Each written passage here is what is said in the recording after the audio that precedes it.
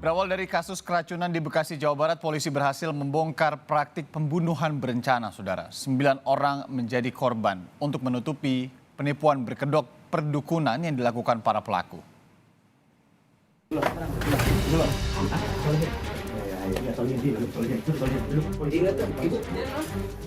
Sahan racun, ngomong. Hah? Siapa? Sahan? Tabir pembunuhan berantai Bekasi Cianjur akhirnya terungkap. Berawal dari penemuan korban keracunan di Bekasi, polisi menangkap 3 tersangka, yakni Wawon, Solihin alias Duloh, dan Dede.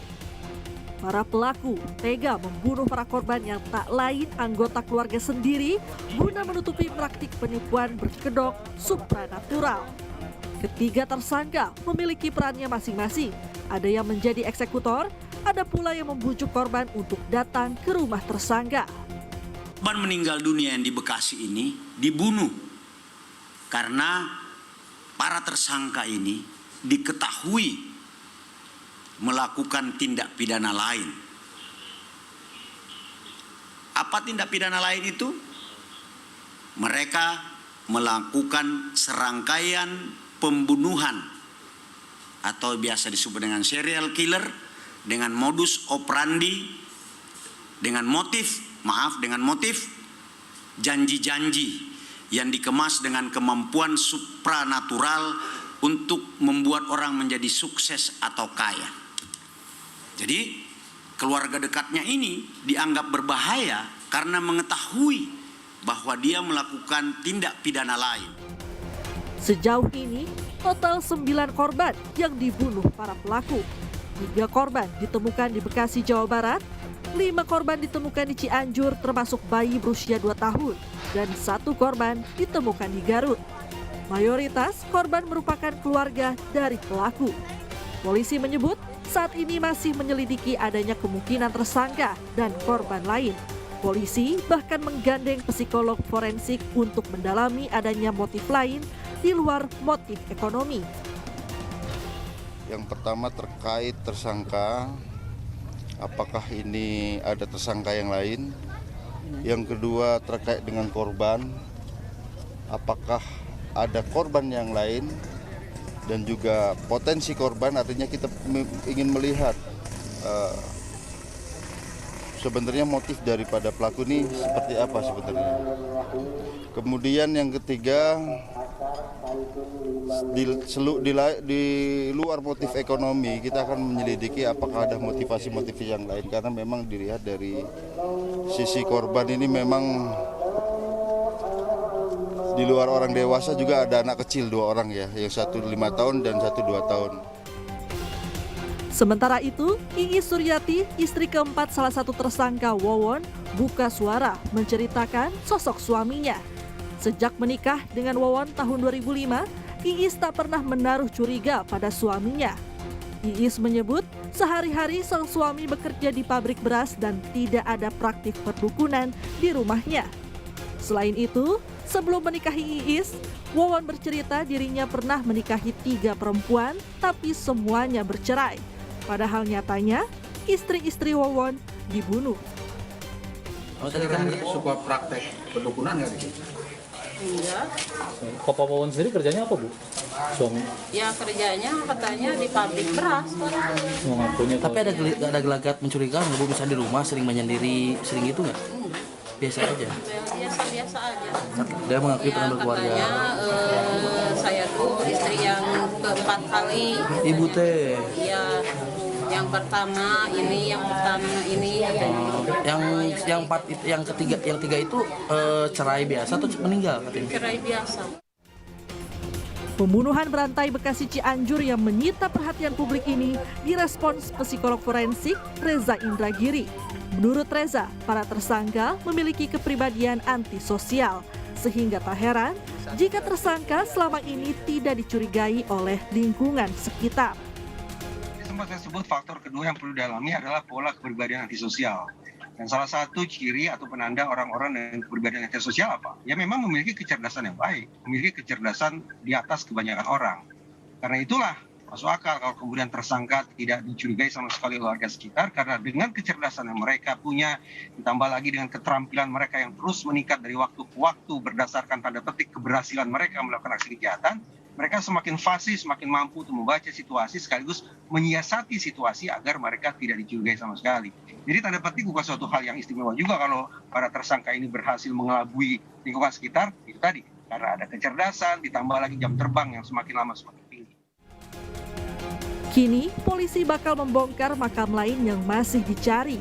Diduga berisi jasad korban atas nama Siti Maimunah dan Halimah. Tim Liputan, Kompas TV. Kita pantau perkembangan terkini kasus pembunuhan berantai di Bekasi dan Cianjur, Jawa Barat. Sudah ada 2 jurnalis Kompas TV, ada Angga Riyadi di Cianjur dan juga Nanda Aprilia di Bekasi, Jawa Barat. Kita ke Cianjur terlebih dahulu. Angga, adakah agenda polisi hari ini ke lokasi? Ya baik, setelah pada Jumat siang tim Polda Metro Jaya mendatangi lokasi di Cianjur, Polda Metro Jaya ini mencoba untuk menggali informasi dari warga maupun dari keluarga tersangka di Cianjur. Dan tadi malam tim Polda Metro Jaya ini menggeledah 2 rumah tersangka, yaitu rumah Wawon dan rumah Solihin. Dalam penggeledahan malam tadi, petugas berhasil menemukan barang bukti berupa ATM korban, baju-baju dan senjata tajam. Begitu. Ini barang bukti ini nantinya akan terus digali untuk mengetahui apakah ada tersangka dan korban-korban lain dalam pembunuhan berantai ini. Dan pada hari ini saya mendapatkan informasi kembali bahwa tim Polda Metro Jaya akan kembali ke Cianjur untuk melakukan pengecekan dan menggali informasi dari keluarga tersangka maupun dari tetangga untuk nantinya ditindaklanjuti untuk mengetahui apakah ada tersangka baru atau korban-korban yang baru. Begitu, Irianda. Bukan tidak mungkin akan dilakukan juga olah TKP ya. Polisi juga membuka pos pengaduan informasinya bagi warga yang merasa kehilangan anggota keluarganya yang mungkin juga menjadi korban, Angga ya. Sudah adakah yang melapor sejauh ini?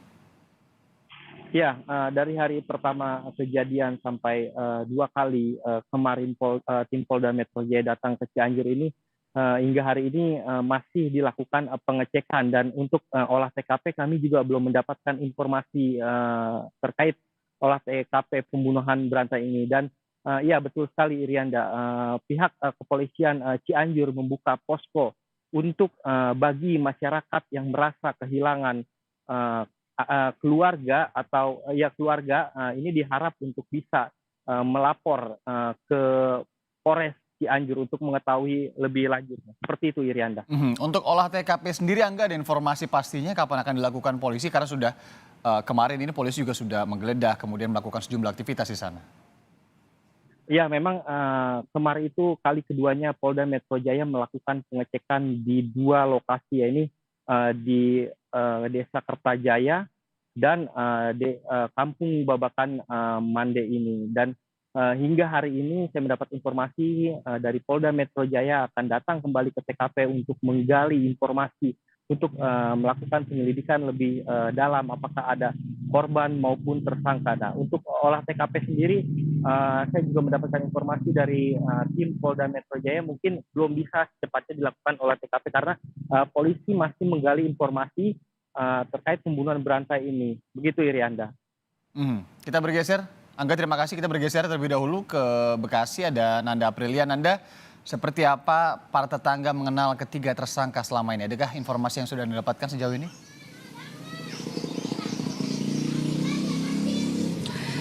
Selamat siang Irianda dan juga saudara. Dari 3 orang yang saat ini sudah ditetapkan sebagai tersangka menurut informasi yang kami dapat tepatnya di lokasi saya melaporkan saat ini di Bekasi, tepatnya untuk warga yang tidak jauh begitu lokasinya dari rumah kontrakan korban di Jalan Kampung Ciketing Udik RT 2 RW 3 Kota Bekasi Jawa Barat memang mengaku dari 3 tersangka, 2 diantaranya kerap terlihat, di mana 1 diantaranya bernama Dede Solehudin ini terlihat sempat tinggal di dalam rumah kontrakan bersama dengan korban.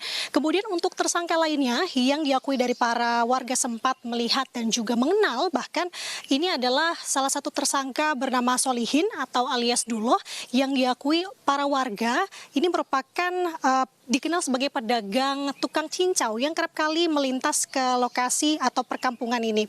Untuk lebih jelasnya lagi, bagaimana sebenarnya keseharian dari warga korban maupun tersangka saat ini, saya akan berbincang dengan salah satu warga yang rumahnya tidak jauh, hanya berjarak satu rumah dari rumah korban, bersama dengan Bu Aci. Selamat siang Bu Aci. Siang. Baik. Bu Aci, mungkin bisa diceritakan sebenarnya bagaimana sosok dari keluarga korban dan juga salah satunya kan ada tersangka bernama Dede begitu. Kalau saya sih nggak begitu kenal, karena kan waktu pas kejadian baru tahu kalau rumah ini dikontrakin, dan baru kejadian itu juga saya baru tahu kalau rumah ini ada yang mengisi begitu. Berarti sebelumnya ini kosong dan tahu ada keluarga korban ini berapa lama? Baru 2 minggu yang lalu, baru tahu 2 minggu. Kata tetangga sini juga, kata suami saya katanya tinggalnya baru 2 minggu yang lalu. Kalau untuk kesehariannya sebenarnya bagaimana sih Bu? Kalau kata saya emang kan karena saya kerja ya nggak tahu menau kalau di sini ada orang ya.